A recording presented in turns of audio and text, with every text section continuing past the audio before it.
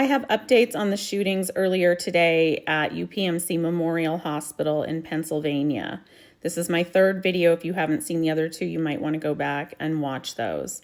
What we know is that earlier today, 49-year-old Diogenes Archangel Ortiz, who had previously left the hospital, returned with a gun and zip ties. It appears that he was targeting the ICU. He went directly to the ICU. There has been one fatality. It was a police officer, Officer Duarte, who was killed in the line of duty. 2 other officers were also shot. A total of 4 UPMC employees were injured, 3 with gunshot wounds. I'm told they are all in stable condition. This did include a nurse, a doctor, and a housekeeper. The shooter himself was also shot and killed by the police when he came out with an employee whose hands were zip-tied, holding a gun to the employee's head. I have been receiving a lot of first-hand and second-hand accounts of what may or may not have occurred during this standoff.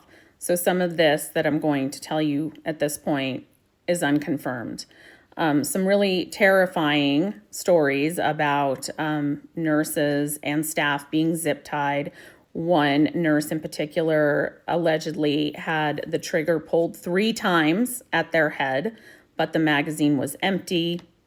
They were able to break their zip ties and run out as the SWAT team came in. Another example of an employee hiding under the desk and then being pulled out by the shooter, who may have ran out of bullets and somehow managed to get away. Another story of a nurse being pistol whipped. 2 nurses being held at gunpoint for an extended period of time. I'm sure that there will be more that comes out, unless the hospital gets to them first and has them sign the NDAs. A side note, that's not legal. Don't sign those.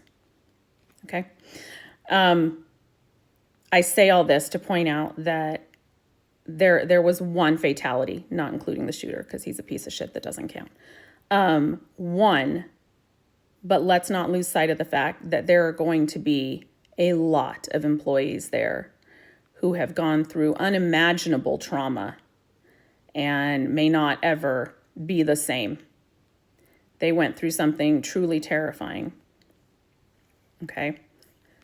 I also want to circle back to the fact that he brought in a gun and zip ties, okay?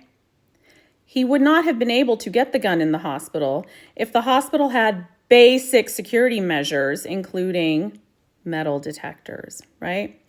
I'm told by countless employees that they have requested those for a long time, only to be told like it's not in the budget. But you know what was in the budget? A waterfall garden at the front entrance. Yeah, look it up. It's pretty elaborate. That was in the budget. But security for your staff, nope, not in the budget. I can't help but wonder if perhaps because if there was an officer that was fatally injured in this, if maybe something will be done. Because, nurses' lives are absolutely not valued, right? We're worthless to them.